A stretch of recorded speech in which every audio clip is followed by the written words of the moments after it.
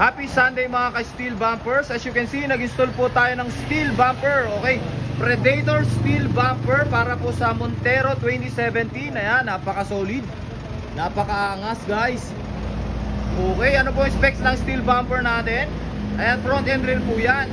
So specs niya, alumina steel bumper, US brand, powder coated, stainless bolts, and body thickness 3.5 mm, and bracket po niya 5 mm. Ayan guys, and laser cut po ang steel bumpers natin. Kung makikita nyo, yan po yung Predator. And ang weight po niya, ang front po is 30 kilos, ang rear po natin 25 kilos po. Ayan, pakita po natin yung pinaka side niya. So may kilay po siya, meron po siyang LED. So meron siyang free skid plate. Ayan guys, Predator skid plate, anchor shackle. Ayan guys, and bolts 12 mm, solid not hollow. Ayan guys, and syempre yung LED na DRL natin.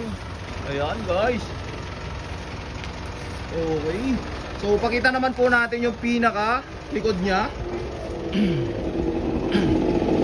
So ayan po yung sidings guys, napaka solid. And ayan naman po yung rear natin, meron po yung reverse light and flasher. Ayan guys, kung makikita nyo. Ayan, patungtong naman sir kung gaano katibay yung steel bumper natin sa likod. Okay, so yun yung mga magigiting natin installers. Isa pa sir.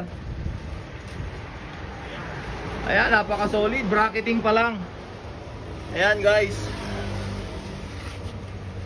Okay, located po tayo dito sa Bantay, Ilocos Sur, and may affiliated shop po tayo, Binyan, Laguna, Quezon City, and Bawang La Union po guys. Ano pang ginagawa nyo? Pa steel bumper na. Ayan guys, marami pa po tayong accessories gaya ng roll bars, bed covers, and seat covers guys. Ayan. Okay, ulitin ko lang po. Located tayo dito sa Bantay, Ilocos Sur, and malapit po tayo sa Vegan. And affiliated shop po natin, Binyan, Laguna, Quezon City, and Bawang La Union po. Ayan guys, napaka solid ng steel bumper natin. Lightweight po yan.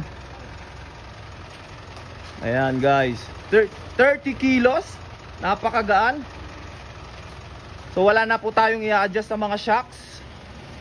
Stock lang po yan guys, napaka solid. Okay, so yun lamang po, maraming salamat.